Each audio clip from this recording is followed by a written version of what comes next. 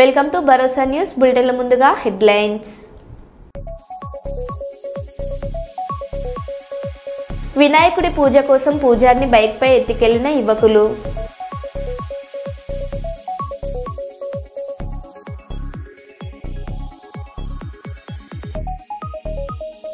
విశాఖపట్నంలో జనసేన పార్టీ అధ్యక్షులు శ్రీ పవన్ కళ్యాణ్ గారి నేతృత్వంలో ప్రారంభమైన జనసేన లెజిస్లేటివ్ పార్టీ సమావేశం.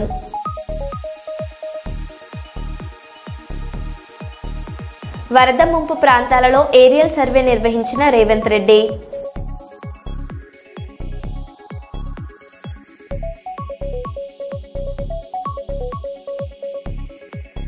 రియల్ హీరో బండి సంజయ్ నర్మల గ్రామస్తుల ప్రాణాలను కాపాడంటూ కొనియాడుతున్న ప్రజలు.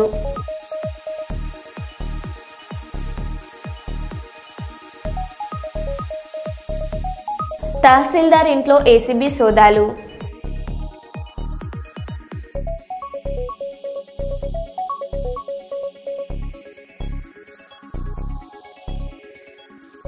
ఇక వివరాల్లోకి వెళ్తే, జాతీయ క్రీడా దినోత్సవం వేడుకలు కర్నూలులోని అవుట్ స్టేడియంలో ఘనంగా నిర్వహించారు. జిల్లా ఒలింపిక్ అసోసియేషన్ ఆధ్వర్యంలో నిర్వహించిన ఈ కార్యక్రమానికి కర్నూలుకు చెందిన ప్రముఖ గ్యాస్ట్రోఎంట్రాలజీ వైద్యులు శంకర్ శర్మ ముఖ్య అతిథిగా పాల్గొన్నారు. స్టేడియం ఆవరణలో ఉన్న పద్మభూషణ్ ధ్యాన్ చంద్ విగ్రహానికి పూలమాలలు వేశారు.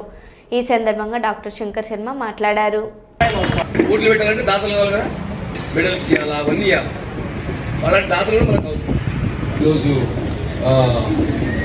ఏంటంటే డాన్స్ ఏ పని ఇదే పని ఇది అయిపోయిన తర్వాత ఇంకో పని వాళ్ళని కోరుకుంటూ ముగిస్తున్నాను. Thank you. అలాగే ప్రెసిడెంట్ అలాగే చైర్మన్ అయినటువంటి విజయ్ సార్ గారు, అలాగే మన గంగా సార్ గారు కర్నూలు జిల్లా, అలాగే పాపా సెక్రటరీ, అలాగే మన శ్రీనివాస గారు అంబాసిడర్, మన అసోసియేషన్ సెక్రటరీ చంద్రశేఖర్ గారు. పట్టుకోండి సార్. పత్రికా విలేకరులకు, ఇతర సోదరులకు అందరికీ ఈరోజు శుభాకాంక్షలు. ధ్యాన్ చంద్ గారు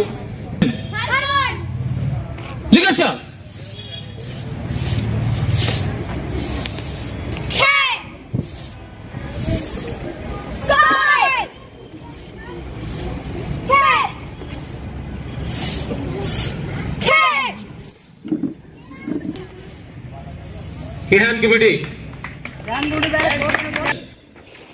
Andi. Hand.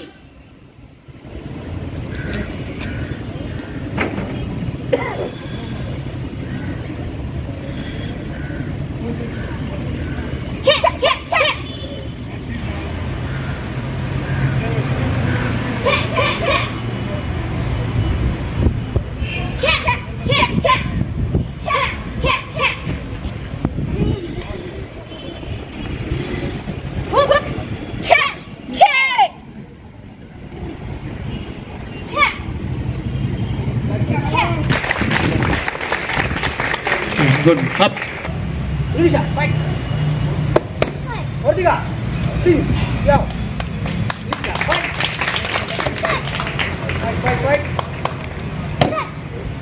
Fight. Ortiga.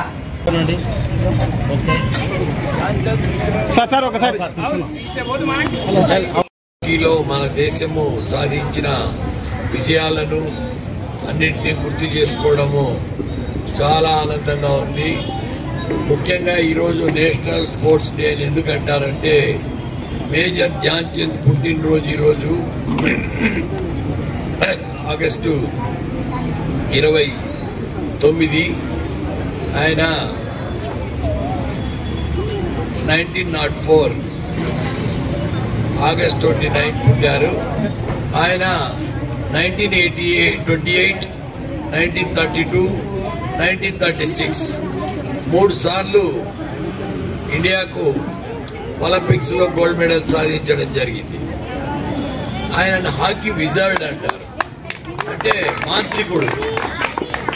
ఆయన బాల్ కు బ్యాట్ కుండే కనెక్షన్ ఎవరికి అర్థం కాలేదు. నెదర్లాండ్స్ లో ఒలింపిక్స్ లో గెలిచినాక ఆయన బ్యాట్ విరగొట్టి చెక్ చేసినారు, దాంట్లో ఏమన్నా మ్యాగ్నెట్ అరేంజ్ చేసినాడా ఏమి అని. అప్పుడు వాళ్ళు కన్ఫర్మ్ చేస్తున్నారు మ్యాగ్నెట్ అనేది ఇతని బ్రెయిన్ లో ఉంది, ఇతని సోల్ లో ఉంది. హాకీ అనేది ఇతని బాడీ అంతా వ్యాపించి ఉంది, ఇతని సోల్లో చేరిపోయింది హాకీ అనేది. అని అంత గర్వించదగవలసిన వ్యక్తి మన దేశంలో పుట్టి మనకింత ప్రఖ్యాతి సాధించిన ఆయనను గవర్నమెంట్ ఆఫ్ ఇండియా 1956 లో Padma Bhushan second civilian highest civilian award ప్రకటించింది. తర్వాత బెర్లిన్ లో ఒలింపిక్ గేమ్స్ జరిగినప్పుడు అడాల్ఫ్ హిట్లర్, నాజీ జర్మనీ ఉండినది, అప్పుడు జర్మనీ టాప్ లో ఉంది. ఫైనల్ గేమ్ జర్మనీకి టెన్షన్ గ్రిప్ అవుతా ఉంది. ఆ టైంలో ధ్యాన్ చంద్ దిగి ఫీల్డ్ లో జర్మనీని మట్టి గర్పించి ఇండియా గొప్పతనాన్ని చూపించినాడు హాకీలో. ఆ హిట్లర్ పిలిచి ధ్యాన్ చంద్ ను నా కంట్రీ సిటిజన్షిప్ ఇస్తాను, నీకు ఆర్మీలో జాబ్ ఇస్తాను, నువ్వు నా కంట్రీలో ఉండిపో అంటే, నా భరతమాతకు నేను రుణపడి ఉన్నాను సార్, నా తల్లి రుణం నేను తీర్చుకోలేను, నా మాతృభూమికి నేను వెళ్ళిపోతాను అని చెప్పి ఇండియన్ ఫ్లాగ్ ను అన్ని చోట్ల నిలబెట్టాడు గర్వంగా. చిట్యాల మండలంలో ఇటీవల మరణించిన వారి కుటుంబ సభ్యులను కలిసి వారిని పరామర్శించి తన ప్రగాఢ సానుభూతి తెలియజేసిన భూపాలపల్లి మాజీ ఎమ్మెల్యే గండ్ర వెంకటరమణారెడ్డి.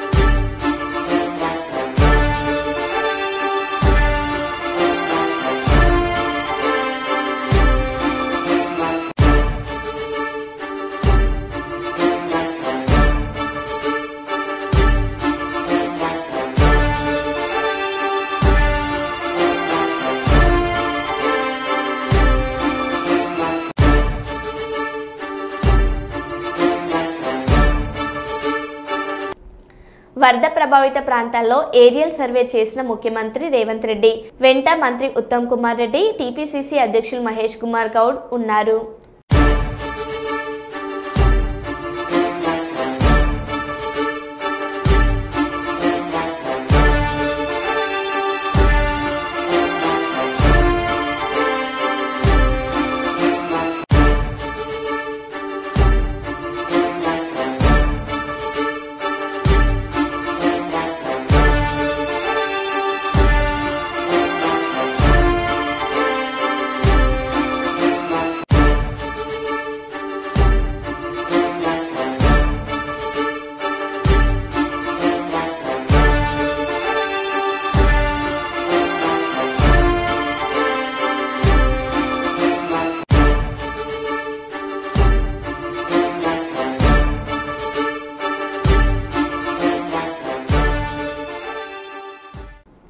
ఠాగూర్ నగర్ ఉత్సవ కమిటీ ఆధ్వర్యంలో గత 10 సంవత్సరాలుగా బిర్లాగడ్డలో వినాయక విగ్రహాన్ని ఏర్పాటు చేసి ప్రత్యేక పూజలు అందిస్తున్నట్లు ఠాగూర్ ఉత్సవ కమిటీ సభ్యులు తెలిపారు.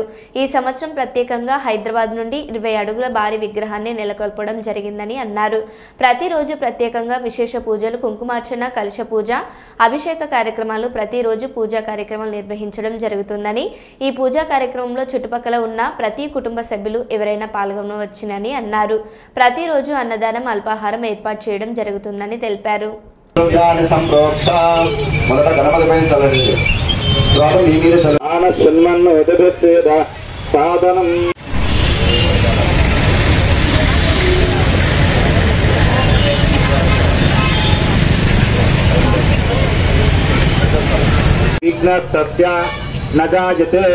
అందరూ కూడా మీకుండే కోరిక చెప్పుకుని ఓం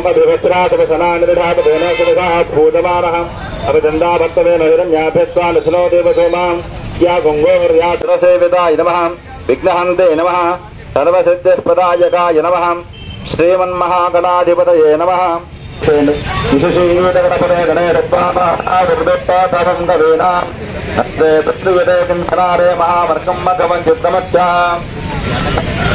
గణేశాయ నమః.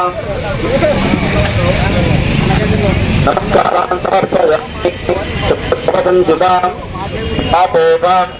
విధ్వంసన విచక్షణం విఘ్నాంధకార భాస్వంతం విఘ్నరాజం అహం అందరూ కూడా స్వామివారికి మీకుండే కోరిక చెప్పుకొని అక్షింతలు వేసి నమస్కారం చేసుకోండి. భవభంజన పాపోప విధ్వంసన విచక్షణం విఘ్నాంధకార భాస్వంతం.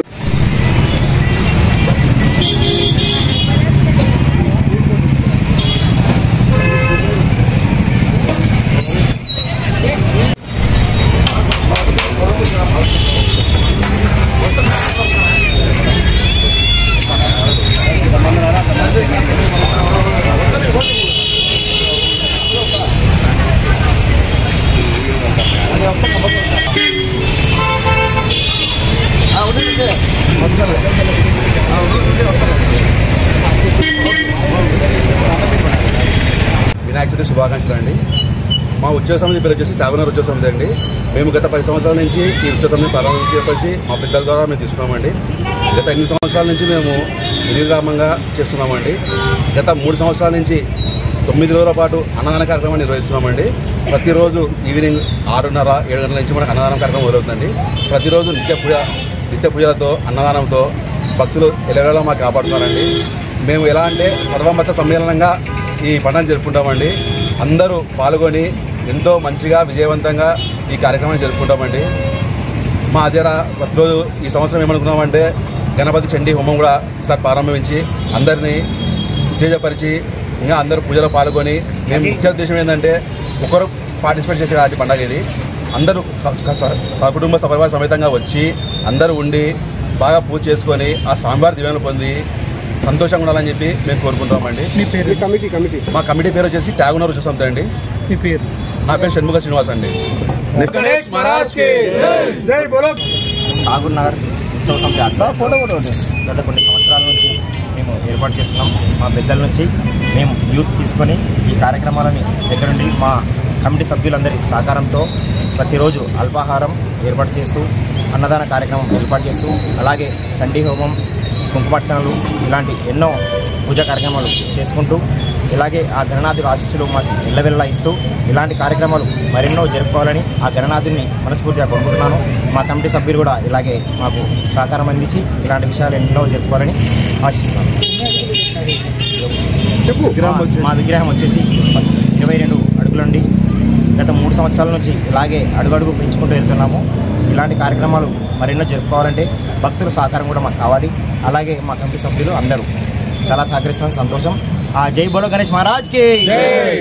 తెలంగాణ బీసీ ప్రజా సంఘం 2వ ఆవిర్భావ దినోత్సవ వేడుకలు వరంగల్ ఓసిటీలోని తెలంగాణ బీసీ ప్రజా సంఘం తాత్కాలిక కార్యాలయంలో ఆవిర్భావ వేడుకలు ఘనంగా నిర్వహించారు. రాష్ట్ర వ్యవస్థాపక అధ్యక్షులు సంఘం జెండా ఆవిష్కరించి మీడియాతో మాట్లాడారు.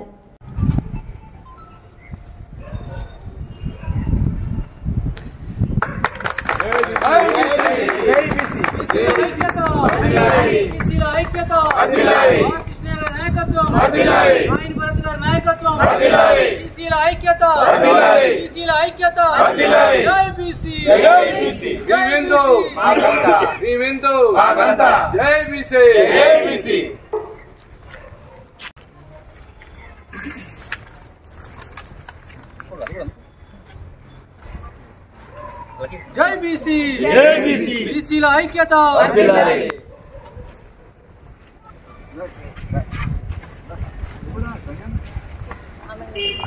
ఆర్ కృష్ణ నాయకత్వం. జై బీసీ.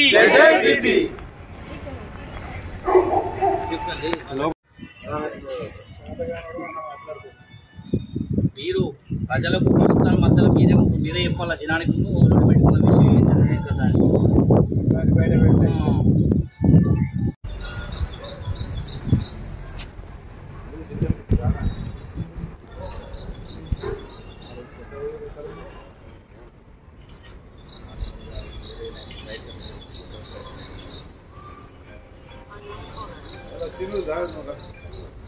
మాలో అత్తలేగా ఏది వాడియాలి కానీ కాంపిటీషన్ మీద చేస్తే అవి బ్రేక్ న్యూస్ కాబట్టి టీవీలలో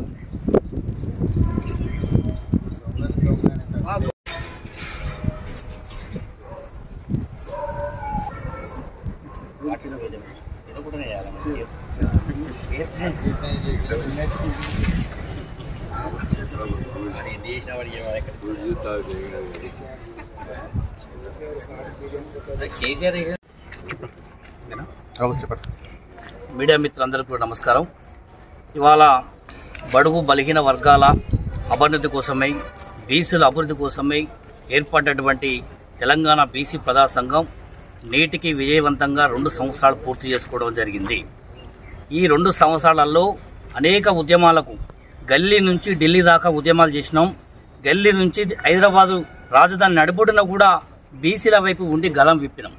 దాంతోపాటు ఈ 2 సంవత్సరాలలో నాతో ఉన్నటువంటి పనిచేస్తున్నటువంటి మా క్యాడర్ అంతా కూడా బీసీ నాయకులు, ముఖ్యంగా మహిళలు, కుటుంబం సైతం పక్కన పెట్టి మరి 42 రిజర్వేషన్ ఉద్యమానికైతేనేమి, బీసీల కులగణన కోసం అయితే చెప్పి అనేకంగా తోడ్పాటు చేసి ప్రతి ఒక్కరు కూడా ఈ ఉద్యమానికి తోడ్పాటు చేయడం జరిగింది. ఈ 2 సంవత్సరాలల్లా మరి విద్యార్థుల ఫీజు రీమెంబర్స్ కోసం, కులగణన కోసం, ఎన్నికల్లో బీసీల ఎమ్మెల్యేల గెలుపు కోసం అనేకంగా కష్టపడ్డటువంటి మా తెలంగాణ బీసీ ప్రజా సంఘ నాయకులందరూ కూడా ఈ సందర్భంగా వాళ్ళందరూ కూడా ధన్యవాదాలు తెలియజేసుకుంటున్నాం.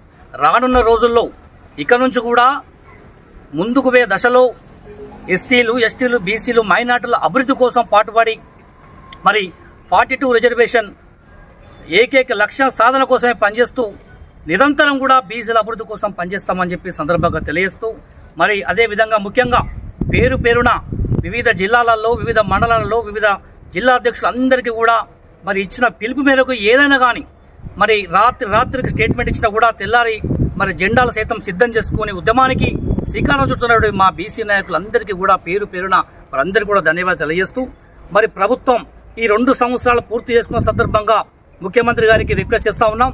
ఇచ్చినటువంటి హామీ మేరకు ఇక్కడ తెలివిగా పాలిటిక్స్ చేయకుండా, ఇక్కడ ఇవన్నీ కాకుండా ఇప్పటికైనా కూడా బీసీల జీవితాలతో ఆడుకోకుండా బీసీల వైపు ఉండి మరి ఇన్ని రోజులు మీరు తెర వెనుక రాజకీయాలు పక్క పెట్టి 42% రిజర్వేషన్లు వెంటనే ఇది అమలు చేసి స్థానిక సంస్థ ఎన్నికల ముందు ఈ రిజర్వేషన్ జీవో అమలు చేయాలని చెప్పి ఈ సందర్భంగా తెలియజేస్తూ మరొక్కసారి పేరు పేరున ఈ కార్యక్రమానికి ఇచ్చేసినటువంటి పెద్దలందరికీ కూడా ధన్యవాదాలు. విశాఖలో ఆర్టీసీ బస్ పూర్తిగా దగ్ధమైన విషయం తెలిసిందే. ఈ ఘటనలో షాకింగ్ విషయాలు వెలుగులోకి వచ్చాయి. బస్ కెపాసిటీ 65 ఉండగా ప్రమాదం జరగకముందు బస్సులో 130 మంది ప్రయాణికులు ఉన్నారని, అందులో 99 మంది మహిళలు ఉన్నట్లు బస్సు కండక్టర్ తెలిపారు. ట్రాఫిక్ సిగ్నల్ దగ్గర బస్సు ఆపినప్పుడు పక్కన ఆటో డ్రైవర్ మంటలను గమనించి అప్రమత్తం చేశాడని కండక్టర్ తెలిపారు. ఓవర్లోడ్ కారణంగా బస్సులో మంటలు చెలరేగి ఉంటాయని పలువురు అనుమానిస్తున్నారు. బస్ నెంబర్ ఎంత?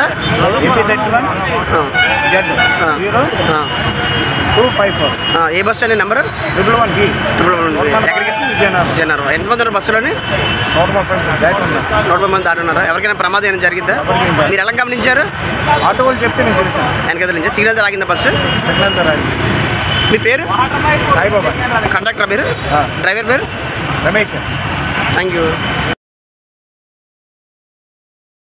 కాకినాడ జిల్లా పెద్దాపురం నియోజకవర్గం పెద్దాపురం పట్టణంలో ఆటో డ్రైవర్లు అందరూ కలిసి ర్యాలీ కార్యక్రమం నిర్వహించారు. ఈ కార్యక్రమంలో భాగంగా కూటమి ప్రభుత్వం ఏర్పడిన కానుంచి ఆగస్టు 15వ తారీఖున మహిళలకు ఉచిత బస్సు అని పెట్టడంతో ఆటో డ్రైవర్ రోడ్డున పడ్డారు.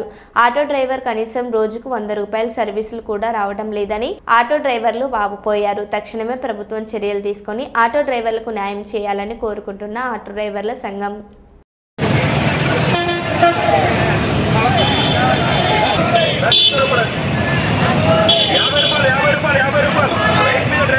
ప్రతి ఒక్కరికి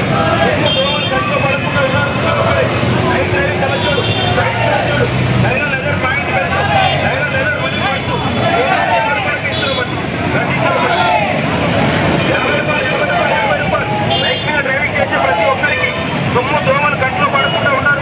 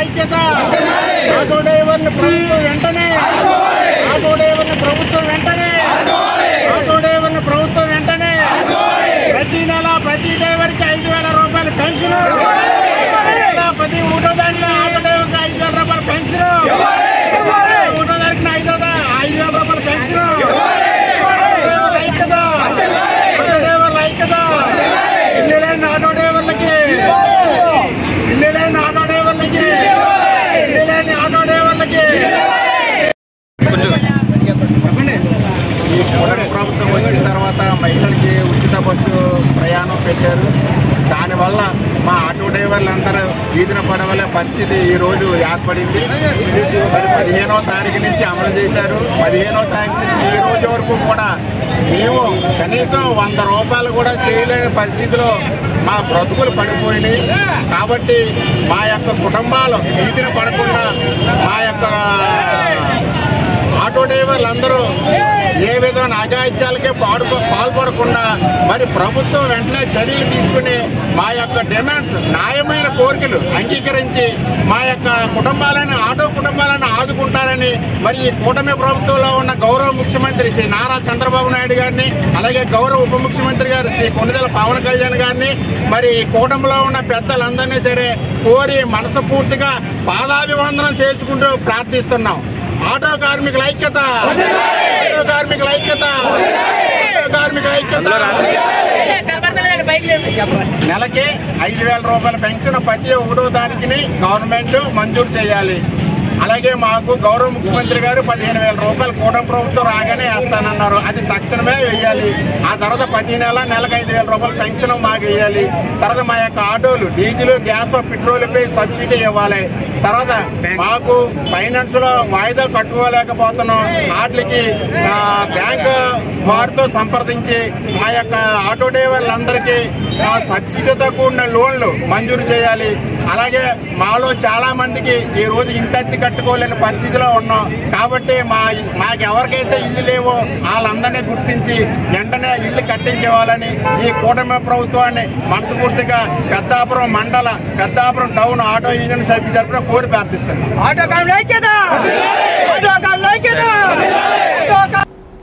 3 రోజుల నుంచి కురుస్తున్న అతి భారీ వర్షాల వల్ల జైపూర్ మండల కేంద్రంలో వేలాల గ్రామంలో మరియు పౌనూరు గ్రామాల్లో పంట పొలాలు, పత్తి, వరిసేను వంటి రైతుల పంట పొలాలు మునిగిపోవడం వలన రైతులు నష్టపోతున్నారు.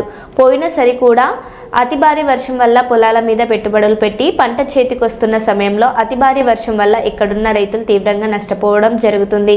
పోయినసారి కూడా బీఆర్ఎస్ ప్రభుత్వం పట్టించుకోకపోగా ఈసారి ఈ కాంగ్రెస్ ప్రభుత్వమైనా ఇక్కడున్న రైతులను ఆదుకోవాలని కోరుకుంటూ ఎకరానికి 50,000 చొప్పున నష్టపరిహారం కల్పించే విధంగా చూడాలని బీజేపీ చెన్నూరు ఎమ్మెల్యే అభ్యర్థి మరియు బీజేపీ మంచిర్యాల జిల్లా ప్రధాన కార్యదర్శి దుర్గం అశోక్ అన్నగారు మాట్లాడడం జరిగింది. ఇక్కడి ప్రాంతం ఓట్లేస్తే ఎమ్మెల్యే అయిండు. మరి ఇక్కడి ప్రాంతం ఓట్లేస్తే ఎమ్మెల్యే అయినందుకు ఆయనకు మంత్రి పదవి కూడా వచ్చింది. అదే మా బీజేపీ పార్టీలో ఉన్నప్పుడు ఊరికే ప్రతి సంవత్సరం ఆ కోటపల్లి మండలం కావచ్చు, చెన్నూరు మండలం కావచ్చు, ఈ జైపూర్ మండలం కావచ్చు, ఇవన్నీ పంట పొలాలు మునిగితే బీజేపీలో ఉన్నప్పుడు ఇదే ఎమ్మెల్యే వెంకటస్వామి గారు మరి 50,000 నష్టపరిహారం డిమాండ్ చేశారు. ఎవరికి? అప్పుడున్న ప్రభుత్వానికి. మరి మన అదృష్టం కొద్దీ మా చెన్నూరు ప్రజలు, మా చెన్నూరు రైతులు మరి ఓట్లేస్తే మరి ఎమ్మెల్యే అయిండు, ఆ తర్వాత మినిస్టర్ అయిండు. ఇప్పుడు ఆశ పడుతున్నారు ఇక్కడ రైతులందరూ. ఇక అప్పుడు 50,000 డిమాండ్ చేసిండు, మాకు ఇప్పుడు 1,00,000 రూపాయలు ఇప్పిస్తాడు మా మంత్రి ఉన్నాడు కదా అని ఇక్కడ రైతులు మరి ఆనందంలో ఉన్నారు. మరి ఎంతవరకు ఇప్పిస్తారయ్యా వివేక్ గారు? మరి గుర్తుంచుకోరి, మీరు ఇచ్చిన హామీ 50,000 రూపాయలు మీరు అధికారంలో లేనప్పుడు బీజేపీలో ఉన్నప్పుడు మరి ఇచ్చిర్రు. మరి అదృష్టం కొద్దీ మరి ప్రజలందరూ మిమ్మల్ని నమ్మి ఓటేసిర్రు. మరి ఇక్కడ కరకట్టలు కట్టేయాలి. మరి ఇక్కడ బాధలన్నీ నీకు తెలుసు, ఇక మేమేం చెప్పాల్సిన అవసరం లేదు. రైతు కంట నీరు పడకుండా, కంట నీరు రాకుండా మీరు ఆదుకోవాల్సిన అవసరం ఉంది. మరి ఇక్కడ వాళ్ళు రైతులు చెప్తున్నారు మరి ఎకరానికి పెట్టుబడి 50,000 రూపాయలు, 50,000 రూపాయలు. మరి వాళ్ళు కూడా కౌలుకు తీసుకున్నారట. ఒక ఎకరానికి 20,000 రూపాయల కౌలు.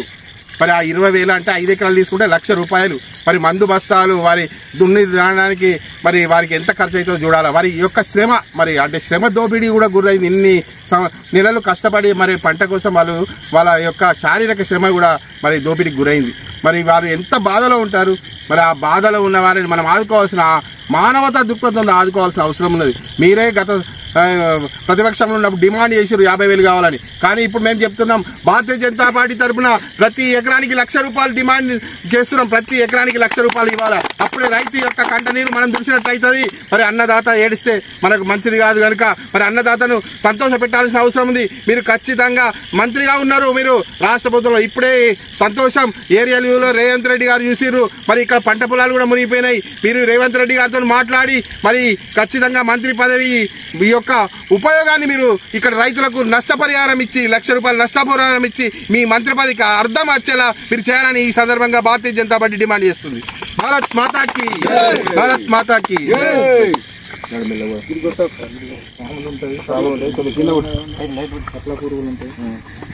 మరో బులెటిన్లో మళ్ళీ కలుద్దాం. Stay tune.